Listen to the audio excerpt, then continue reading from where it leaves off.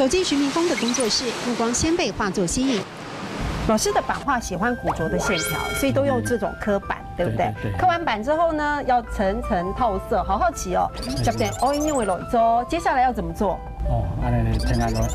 老师要示范给我们看。对，跟老师去。上油墨、刮板，要成就一块版画，要像这样层层套叠。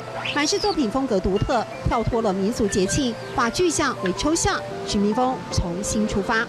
以前是走比较外向的嘛，我看到的是什么，我就把它呈现是什么。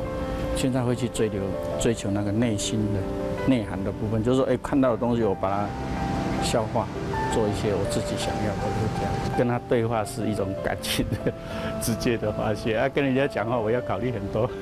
艺术是种当下的共鸣，这幅耀动用色大胆，3个对比强烈的色彩撞击出火花，有澎湃，有激动，还有艺术家最直接赤裸的心境投射。我在做这个的时候，那个情绪很嗨。我通常都会比较情绪的时候，而且那个电动雕刻它刻下它有声音嘛，会有节奏这样啊，然后再撕这样啊，那感觉就蛮好的。没受过正规美术训练，在摸索中跌撞成长，因为知不足而更努力。尽管起步的晚，面对创作瓶颈，不墨守成规，选择自我突破。说像我这个东西要走入新进的东西，你就必须要看很多的书。艺术就是在追求一些共鸣这样子。补足养分，大步前进。徐明峰的艺术之路还要继续狂热。46岁的徐明峰老师，2年前才完成了他的大学学业，而现在他是国立艺术大学研究所最老的学生。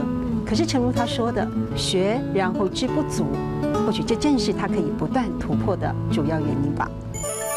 10點安用嘅來做，停捱來；10點安用嘅來做，停捱來。